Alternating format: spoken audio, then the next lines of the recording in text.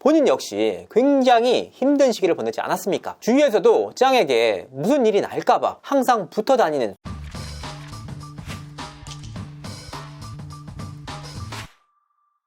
시청자 여러분 안녕하세요. 연예대통령 이진호입니다. 지난 7월달에 대한민국을 뜨겁게 달궜던 레카 연합회 사태가 있었습니다. 그로부터 4개월이라는 시간이 지났는데요. 지금 한창 재판이 진행 중에 있는 사안입니다. 그런데 사건의 핵심 당사자인 쯔양이 증인으로 출석을 하게 되면서 과연 재판장에서 어떤 진술을 내놓을지 귀추가 주목되고 있습니다. 자, 일단 쯔양은 어떤 재판에 나서게 되냐? 오는 15일 수원지법에서 진행되는 구제역, 주작감별사, 카라큘라, 크로코다일, 최모 변호사 등 이 5인의 공갈 혐의 등에 대한 공판에 증인 자격으로 출석하게 되는 것인데요. 이 재판이 어떻게 진행되는지 정말 많은 분들이 궁금해 하셨습니다. 그래서 관련 내용을 추가적으로 취재해서 시청자분들에게 전달드리고자 합니다. 쯔양은 지금 어떤 상황일까요? 일단 많은 분들이 알고 계시다시피 쯔양은 이 사태 이후에 한동안 방송을 쉬었습니다. 그러다가 최근에 다시 유튜브를 통해서 복귀를 시도했는데요. 복귀를 한다는 소식을 듣고 저 역시 굉장히 놀랐습니다. 사실 레카 연합회 사태가 터지면서 가장 큰 피해자 중에 한 명이 쯔양이었습니다. 본인이 원치 않는 사생활이 공개되고 전 남자친구의 문제 등이 하나하나 제3자를 통해서 공개가 되면서 정말 힘든 시간을 보냈던 것인데요. 그런데 그 어려움을 딛고 다시 복귀를 했다는 겁니다.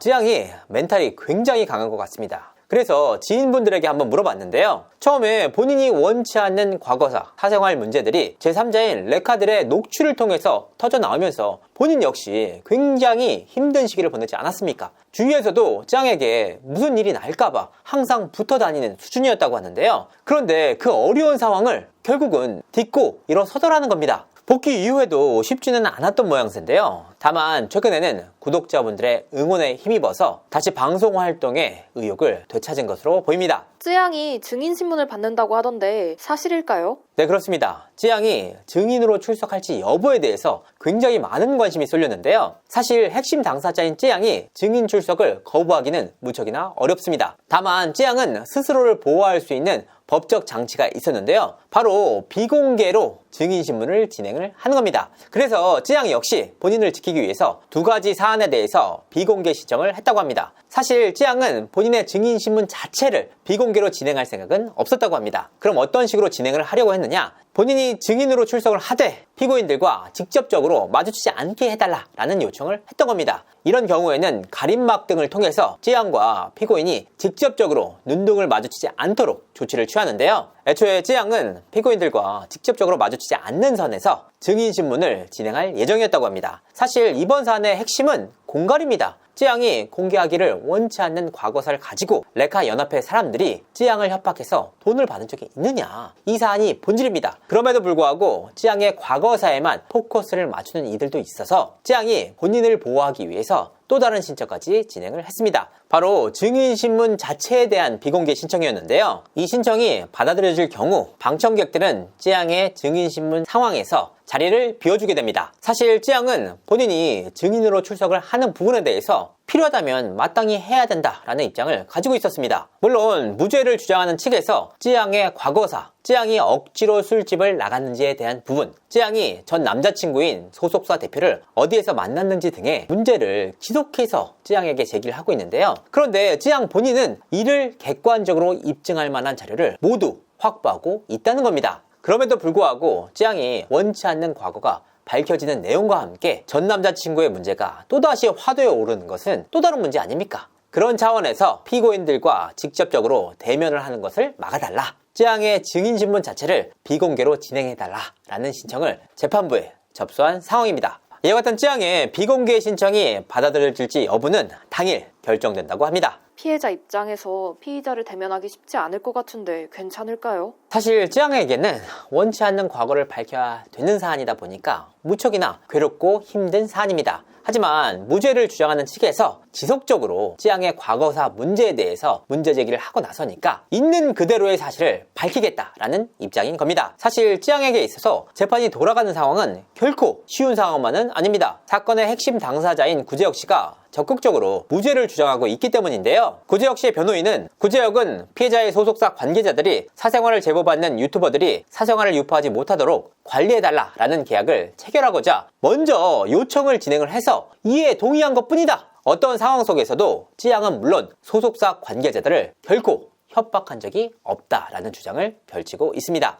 더욱이 구제혁 씨의 변호인은 본인이 직접 운영을 하고 있는 유튜브 채널에 증인신문 마치면 위증으로 구속시킬 결정적 증거 2탄이라는 영상까지 재판 당일에 맞춰서 예약까지 걸어둔 상황입니다. 사실 찌양 입장에서는 심리적으로 상당한 압박을 받을 수밖에 없는 상황이다. 하지만 그럼에도 불구하고 상대방 측을 반박할 객관적인 자료를 확보하고 있다는 입장입니다. 있는 그대로의 사실만 밝히면 되는 상황이다 보니까 무리 없이 증인으로 출석을 하겠다라는 겁니다. 특히나 구제혁 측에서 최근 소속사 관계자와의 녹취를 지속해서 공개를 하고 있는데요. 이 부분에 대한 입장도 있었습니다. 애초에 구제혁 측이 공개하고 있는 녹취 자체가 소속사 관계자들은 확보하고 있지 못한 녹취라는 겁니다. 구제혁 씨와 찌양 소속사 관계자들이 처음 만날 당시 구제혁 씨가 녹음 등이 가능한 기기는 치워달라라고 요청을 하면서 심지어는 몸수색까지 했다는 겁니다. 결과적으로 구제혁 씨와 소속사 관계자들이 만날 당시 녹음은 구제혁 씨 본인만 진행을 했던 상황인데요. 이와 같은 자료들이 구제혁 씨의 주장에 따라서 일부가 하나하나씩 공개가 되고 있다는 겁니다. 이런 상황이기 때문에 찌양 측은 오히려 그런 녹취가 있다면 조각조각이 아닌 100% 원본 그대로를 공개해달라라고 요청을 하고 있습니다. 특히나 가장 쟁점이 되는 사안이 결과적으로 찌양 소속사에서 구제혁 씨에게 준 5,500만원 아닙니까? 이 5,500만원이 과연 공갈을 통해서 전달이 된 내용이냐? 아니면 구제혁의 주장대로 찌양 소속사에서 찌양 과거를 막아주는 대가로 용역계약을 체결해서 정당하게 준 대가냐는 겁니다. 사실 찌양 측의 입장은 처음부터 일관되고 있습니다. 구제혁이 찌양 소속사 관계자와의 만남 과정에서 영상을 내리게 되면 그만큼의 수익을 포기하게 된다. 그렇기 때문에 그만큼의 비용을 받아야겠다라고 해서 먼저 5천만 원을 요구를 했다는 겁니다. 거기에 500만 원인 부가세를 더하면서 5,500만 원이라는 금액이 만들어졌던 것인데요. 이와 같은 요구를 처음 접한 찌양 소속사 관계자들은 감히 그 금액을 깎거나 협의할 생각조차 못했다는 겁니다. 구제혁 씨가 요구한 금액을 그대로 들어줬다라는 주장이었는데요. 그러니까 만약 소속사 측에서 먼저 제안을 했다면 소속사 관계자들이 5,500만 원을 주겠다라는 녹취가 있겠느냐라는 겁니다. 만약 있다면 공개를 해달라. 편집본이 아니라 원본 그대로 공개를 해서 판단을 해보자라는 입장이었습니다. 구제혁과 찌양 관계자 측의 주장은 어떻게 다를까요? 이번 사안과 관련해서 여러 명의 피의자들이 있는데요. 그 가운데 가장 적극적으로 본인의 무죄를 주장하고 있는 인물이 구제혁이었습니다. 구제혁의 경우에는 찌양 소속사의 요청에 따라서 정당하게 용역계약서를 체결하고 5,500만 원을 받은 것뿐이다 라는 주장을 되풀이하고 있었습니다. 특히나 애초에 찌양 소속사 관계자와 만난 장소가 굉장히 넓은 커피숍이었다고 하는데요. 그렇게 사람들이 많은 커피숍에서 어떻게 협박을 하고 겁박을 할 수가 있느냐는 입장이었습니다. 이 부분에 대해서도 찌양 측의 입장은 있었습니다. 구제혁 씨가 당시 핸드폰 등을 모두 치우라고 했다. 겉옷도 다른 테이블에 놓아달라고 요청했다. 이 과정에서 소속사 관계자들을 일어나라고 해서 몸수색까지 진행을 했다. 당시 넓은 커피숍에서 만난 것은 사실이지만 손님이 3-4테이블밖에 없었다. 오히려 공간이 넓고 사람이 적어서 이와 같은 일들이 무리 없이 진행될 수 있는 상황이었다. 이와 같은 구제혁의 요구가 분명하게 있었던 상황이기 때문에 당시의 자료를 확보하기 위해서 노력을 진행 중에 있다라는 겁니다.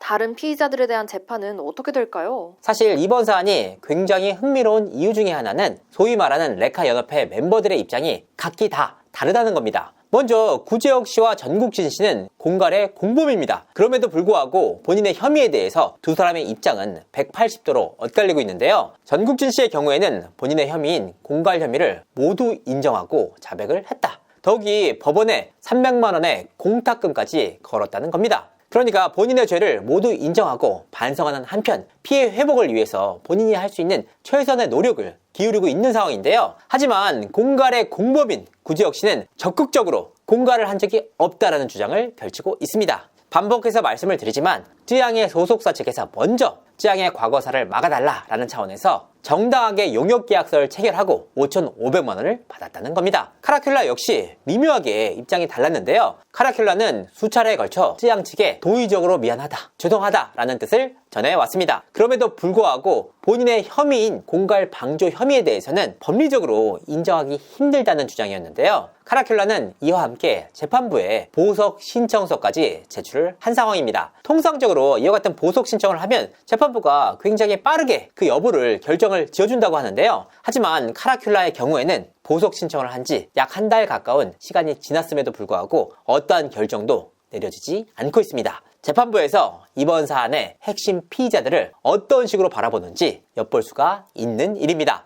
다만 법리적으로 카라큘라의 혐의가 인정될지 여부는 미지수인데요. 카라큘라가 구지역의 공갈을 방조했는지 여부에 대한 자료가 아직까지는 명확하지 않다는 겁니다. 그렇기 때문에 오히려 카라큘라가 구지역보다는 훨씬 더 법리적으로 유리한 것이 아니냐라는 분석이 나오고 있습니다. 자, 이번 사태가 벌어진 지 벌써 넉 달이 넘었습니다. 과연 재판부에서 이번 사안의 핵심 피고인들에 대해서 어떤 판결을 내릴지, 더욱이 적극적으로 무죄를 주장하고 있는 구지역 씨의 경우에는 과연 본인의 무죄를 입증해낼 수 있는지, 아니면 오히려 괘씸죄로 형량이 가중될지 지켜볼 일입니다. 이상으로 이진호였습니다. 감사합니다.